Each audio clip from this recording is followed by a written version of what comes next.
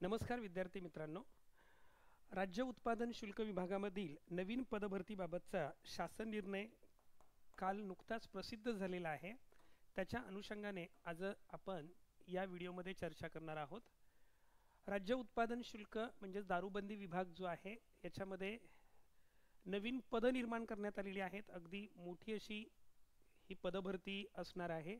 यामध्ये तुम्ही या शासन निर्णयामध्ये वाचू शकता की याचं शीर्षकच आहे राज्य उत्पादन शुल्क विभागाकरता नवीन पदनिर्मितीबाबत.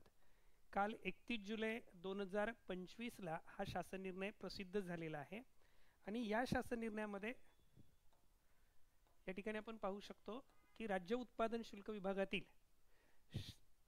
2/9/2021च्या शासन निर्णयान्वये 3800 पदांचा आकृतिबंध निश्चित करण्यात आलेला आहे. 3800 पद जे आहेत याचा आकृतिबंध निश्चित करण्यात आलेला आहे आणि मग त्याच्यामधून जी आत्ता शिल्लक पदं आहेत यामध्ये आणखी 42 पदं नव्याने निर्माण करण्यात आलेली आहेत. आणि जर आपण हा शासन निर्णय वाचला तुमच्या लक्षात येईल की याच्यातून राज्य उत्पादन शुल्क विभागाचं बळकटीकरण करण्यासाठी एकूण 1232 पदं निर्माण करण्याच्या प्रस्तावास माननीय मंत्रिमंडळाच्या 10 जून 2025 रोजीच्या बैठकीत उच्चाधिकार समितीच्या मान्यतेच्या अधीन राहून मान्यता देण्यात आलेली आहे. म्हणजे नवीन 1232 पदं जी आहेत मग ती जवान असेल, जवानी चालक असेल, त्याचबरोबर एक्साईज सब इन्स्पेक्टर असेल किंवा इन्स्पेक्टर असेल, अशी सगळी पदं मिळून 1232 पदांची ही पदभरती होणार आहे. आत्तापर्यंत आपण राज्य उत्पादन शुल्क किंवा एक्साईज डिपार्टमेंटच्या परीक्षांचा विचार केला तर ही अगदी या पूर्ण कालखंडामधली सर्वात मोठी अशी पदभरती असणार आहे. म्हणजे आजपर्यंत एवढी मोठ्या संख्येने पदं राज्य उत्पादन शुल्क विभागामध्ये कधीही भरली नव्हती आणि याच्याबद्दलचा हा सविस्तर असा शासन निर्णय आपण या ठिकाणी पाहू शकतो. यामध्ये ही जी नवीन पदं आहेत ह्या नवीन पदांची तरतूद कशा पद्धतीने करण्यात आलेली आहे याच्याबद्दल या ठिकाणी दिलेलं आहे. याच्यामध्ये आपण पाहू शकता की राज्य उत्पादन शुल्क विभागाकरता खालीलप्रमाणे नियमित 1088 पदं नियमित 1088 पदं आणि बाह्य यंत्रणेद्वारे म्हणजे कॉन्ट्रॅक्टवर 140 पदं, नियमित 1088 पदं भरली जाणार आहेत आणि कॉन्ट्रॅक्टवर जी तात्पुरती स्वरूपाची पदं असतील मग त्याच्यामध्ये स्टेनो असेल किंवा क्लर्क टायपिस्टसारखी पदं आहेत, ही 144 पदं अशी एकूण पदं भरली जाणार आहेत. 1088 अधिक 144. याच्यामध्ये तुम्ही इथे पाहू शकता की शासन खर्चाची पदं जी आहेत ही 609 आहेत. अनुज्ञप्तीधारक खर्च भागवण्यात येणारी पदं 479 आहेत. अशी 1088 पदं ही अर्थातच स्पर्धा परीक्षेच्या माध्यमातून भरली जातील. पुढे या शासन निर्णयामध्ये मग नियमितपणे भरावयाची जी पदं आहेत ही प्रत्येक विभागात कोणती कोणती पदं आहेत तर इथे पाहू शकतो आपण अप्पर आयुक्त, सहआयुक्त, उपायुक्त यांच्या संख्या दिलेल्या आहेत. ही जी पदं आहेत ही त्यांची संख्या दिली. अप्पर आयुक्त 1 हे पद वाढेल, सहआयुक्त 1 हे पद वाढेल, उपायुक्त 2 याप्रमाणे ही वरिष्ठ स्थापना अधिकारी. आत्ता जी भरती आपल्या दृष्टीने महत्त्वाची आहे ती ही जी पुढची पदं आहेत गट ब ची, याच्यामध्ये सहाय्यक आयुक्त असेल, लेखाधिकारी असेल, उपअधीक्षक असेल, निरीक्षक असेल, ही पदं MPSC मार्फत भरली जातील. तर याच्यामध्ये सहाय्यक आयुक्त 1 आहे, लेखाधिकारी 2 आहेत, उपअधीक्षकच्या 12 म्हणजे येणाऱ्या राज्यसेवेच्या परीक्षेमध्ये ह्या 12 जागा ॲड होऊ शकतात. आणि मी म्हणेल की ह्या येणाऱ्या राज्यसेवेच्या परीक्षेमध्ये जर ह्या 12 जागा ॲड झाल्या तर ही या शतकातली सर्वात मोठी राज्यसेवेची एक्साईजची भरती असेल. प्रत्येक वर्षी आपण पाहतो एकात दुसरं उपअधीक्षकचं पद निघतं. या ठिकाणी 12 पदं एकाच वेळेला भरली जातील. निरीक्षकसाठी 22 पदं असणार आहेत. दुय्यम निरीक्षकची जी आहेत 30 पदं आहेत. सहाय्यक दुय्यम निरीक्षक 224 पदं आहेत. जवान 154, जवानी वाहनचालक 131 अशी वेगवेगळी पदं या ठिकाणी भरली जाणार आहेत.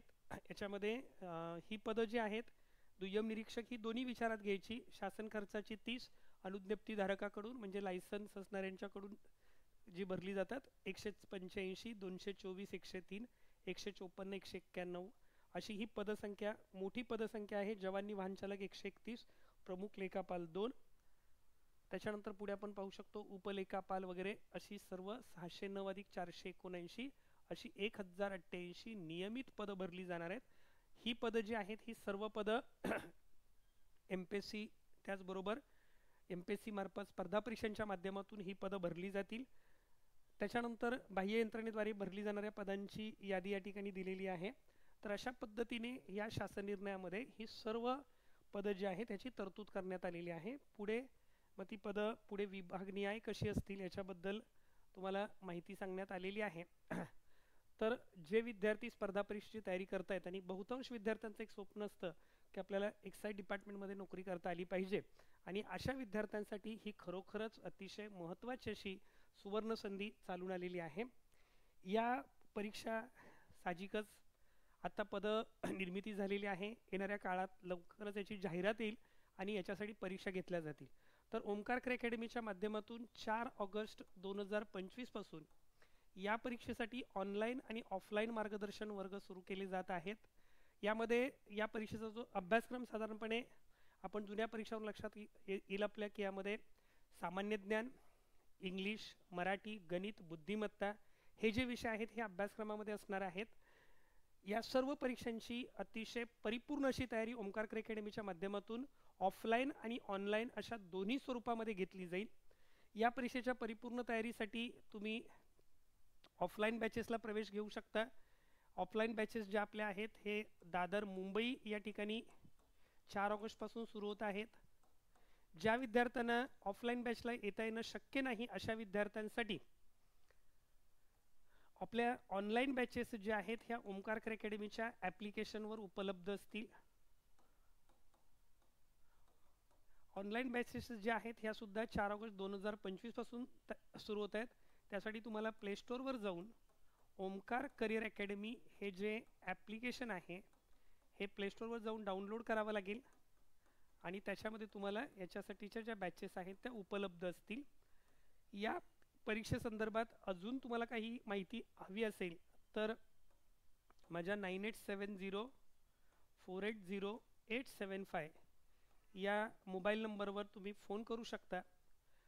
जे विद्यार्थी या परीक्षेची तयारी करू इच्छित आहेत त्यांना अगदी फ्रॉम पिन टू पियानो इत्यंभूत असं संपूर्ण मार्गदर्शन ओमकार क्रे अकॅडमीच्या माध्यमातून केलं जाईल. तर या संधीचा नक्की सर्वांनी फायदा करून घ्या आणि सर्वांना आपल्या अभ्यासासाठी शुभेच्छा. धन्यवाद.